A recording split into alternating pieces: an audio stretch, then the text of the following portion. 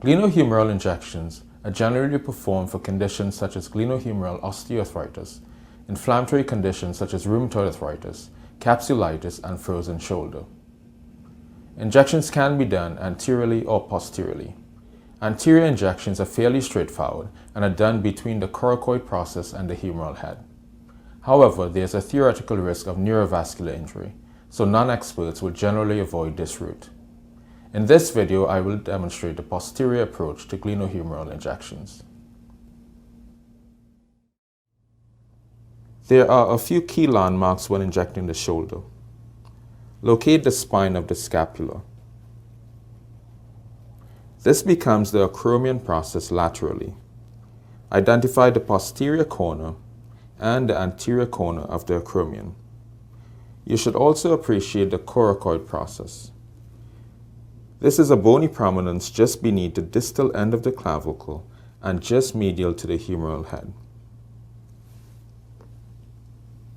For posterior glenohumeral injections, have the patient sit at the edge of the bed with the arm hanging off. Identify the posterior corner of the acromion, then mark a spot about 2 finger breadths inferior and 2 finger breadths medial to this.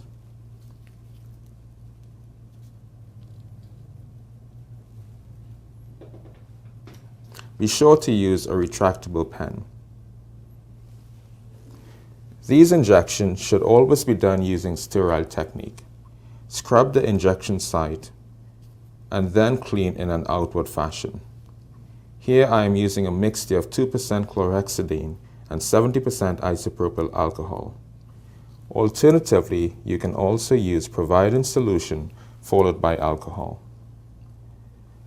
Local anesthetic can be applied to the skin and subcutaneous tissue down to the capsule of the joint using a 25 gauge needle. The experienced clinician may forego this if a quick injection is anticipated. If you anticipate difficulty or expect to aspirate fluid which would take longer, then you should definitely infiltrate local anesthetic first.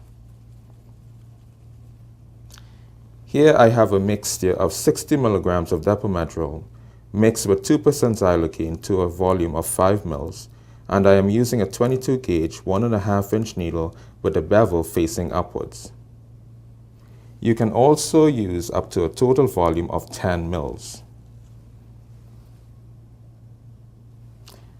Advance the needle through your mark, directed anteriorly and medially, aiming for the coracoid process to a depth of about 3 to 4 centimeters. Always aspirate to ensure you're not in a blood vessel.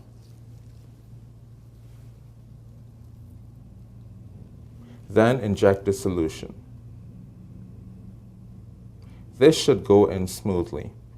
If there is any resistance, then withdraw and adjust the needle to avoid tissue injury. Finish off by drying the site and applying a bandage.